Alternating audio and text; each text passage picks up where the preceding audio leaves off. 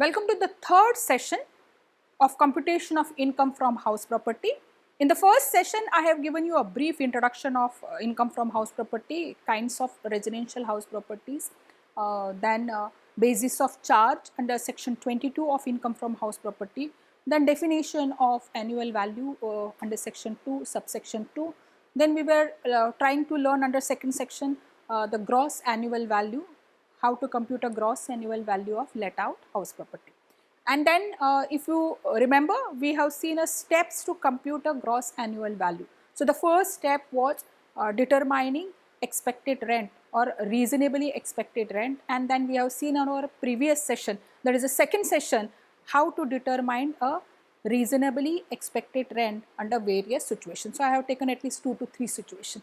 Today we will do step number 2, that is determining the second step. So let us see how it has to be done. So step number 2 says that you take your now actual rent which you are going to receive, okay, actual rent which you are going to receive. So it could be actual rent receivable for the period for which you have given it for a rented, so annual value. So this is what step number 2.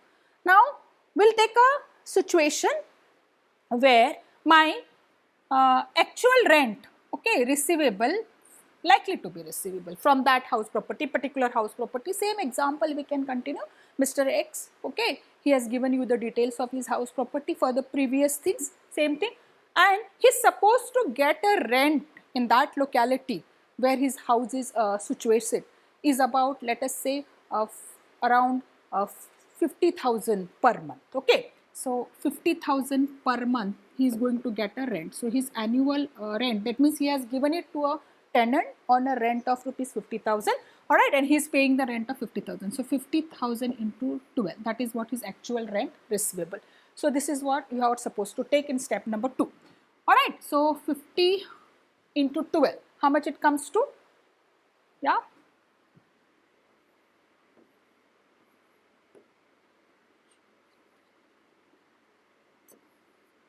So it comes to 6 lakh, correct?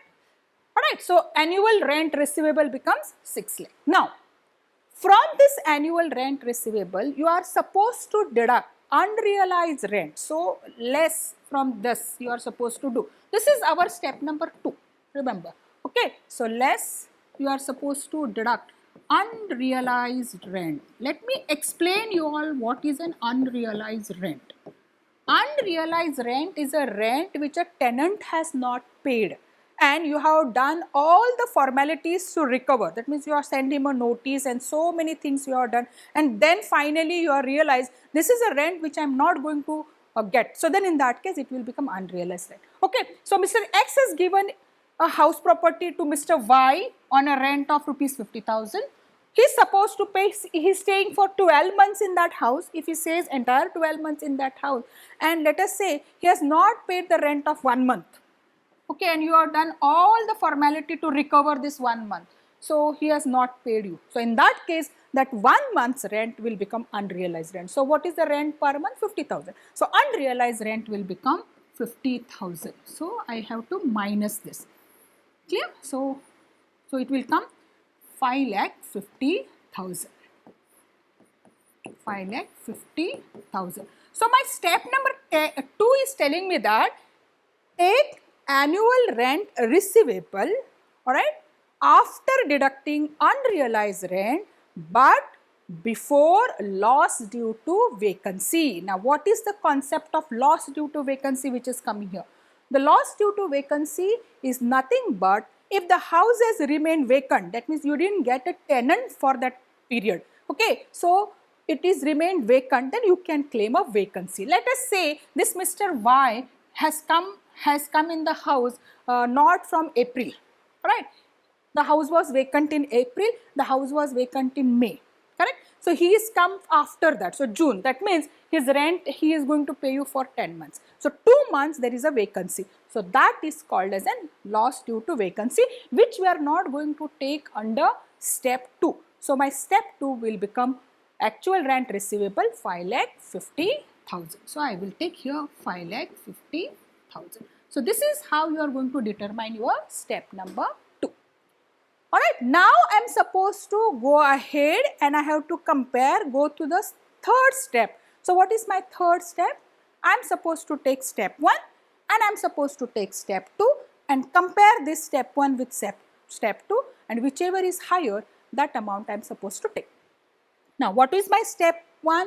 Step 1 is determining an reasonably expected rent. Okay, in this situation, let us say the reasonably expected rent, that is step number 1, expected rent. Alright. Alright, so we have computed all the steps and it has come to 7 lakh. Alright, yeah.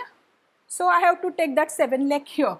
So I will take the 7 lakh here and now I will compare 1 and 2. So whichever is higher. So which is higher? 7 lakh is higher. So that's why step 3, okay, I am going to take higher figure. So which is 7 lakh. And from this, the 2 months vacancy, if it is there, that I am going to deduct. So that is my fourth one. So step fourth is deduct, okay, loss due to vacancy. So 2 months, suppose the house has remained vacant. So 2 into 50, that comes to, so let us say 2 months the house was vacant, it comes to 1 lakh. So my gross annual value is 7 lakh minus 1 lakh, that is my gross annual value in this case. Clear? So it comes to 6 lakh. This is how you are supposed to determine a gross annual value of let out house property. I will just revise how to determine a gross annual value of let out property. First step, determine expected rent or reasonably expected rent. How to determine reasonably expected rent? I am supposed to have look at municipal valuation of the house property, and then I am supposed to look at fair rental value, municipal valuation and fair rental value. Out of these two, whichever is higher, that figure I have to compare with standard rent. Okay, it should be maximum up to standard rent. So that comes to reasonable expected rent. So in this example, we will consider it as 7 lakh. Then actual rent receivable. So you are given to a tenant Y. Okay, so Y has to pay you a rent of 50,000 per month. So 50,000 into 12, that comes to 6 lakh.